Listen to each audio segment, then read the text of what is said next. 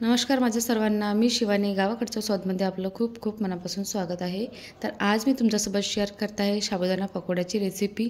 उपासासाठी आपल्याला कधी-कधी थोडंसं चटपटं खायला आवडते, तर अगदी सोपी आणि झटपट बनणारी रेसिपी आहे. तर एकदा तरी बनवून बघा. त्यासाठी काय करायचं, अर्धा कप साबुदाणा थोडासा भाजून घ्यायचा आहे आपल्याला. 1 ते 2 मिनटं फक्त भाजायचा, मीडियम टू लो फ्लेमवर. थोडंसं कच्चं पण राहील ना, ती निघेल साबुदाण्याचं, इतकंच भाजायचं आहे.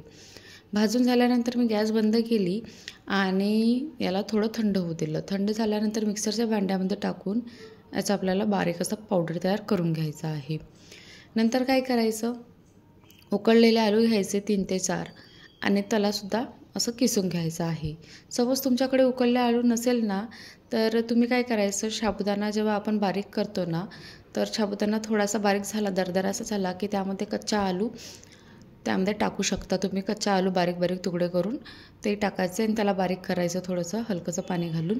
तसं पण तुम्ही करू शकता किंवा साधं सोपं अशा पद्धतीने करू शकता. उकडलेले आलू घ्यायचे, मस्तपैकी किसून घ्यायचे. नंतर त्यामध्ये मी शेंगदाण्याचा कूट टाकला आहे आणि सोबतच मिरची टाकली आहे. 2 ते 3 बारीक चिरलेल्या मिरच्या टाकल्या आणि थोडंसं अद्रकाचा तुकडा किसून टाकलेला आहे आणि 1 चम्मच जिरं घालायचं व चवीनुसार मीठ घालायचं.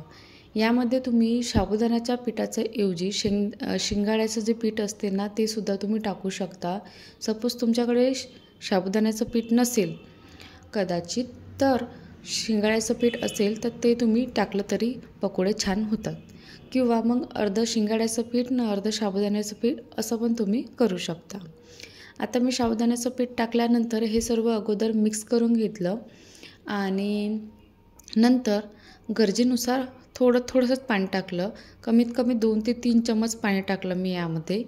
आणि याचे तुम्ही अगर पकोडे बनवत असाल, जसे आपण मग भजे वगैरे बनवतो ना, तर तसं बॅटर पण तयार करू शकता. बट मला भजे वगैरे तशा याच्यात बनवायचे नव्हते. मला थोडेसे असे बॉल्स बनवायचे होते. तर मी याला काय केलं, खूप जास्त असं पातळ नाही केलं आणि गोडे होईल इतकंच बॅटर तयार करून घेतलं आणि याचे छोटे छोटे गोडे असे बॉल तयार केले आणि मीडियम हाय फ्लेमवर गरम केलेल्या तेलामध्ये फ्राय करायला घेतले. अगोदर सुरुवातीला याला हात नाही लावायचं म्हणजे चम्मच नाही टाकायचं त्यामध्ये. थोडा वेळ 2 ते 3 मिनटं तरी, जोपर्यंत थोडे हे म्हणजे असं जे तेलाचे बबल्स आहे ना कमी येत नाही तोपर्यंत तरी. नंतर बघू शकता की थोड्या वेळाने मी जेव्हा याला पलटवलं पकोड्यांना, तेव्हा हे थोडेसे फुगल्यासारखे झाले, मोठे झाले छानपैकी. आणि आता याचा कलर थोडासा हलकासा आपल्याला चेंज होऊ द्यायचा आहे. तुम्ही आणखी डार्क करू शकता आवडत असेल तर, बट मला इतका थोडा लाईट कलर आवडला तर मी इतक्याच कलरमध्ये ठेवलं आणि अशा प्रकारे फ्राय करून घ्यायचं आहे. फ्राय करून झाल्यानंतर तुम्ही याला चटणीसोबत पण खाऊ शकता किंवा असे पण खाल्ले ना तरी टेस्टी आहे, कारण की हे तिखट वगैरे आहेच खायला.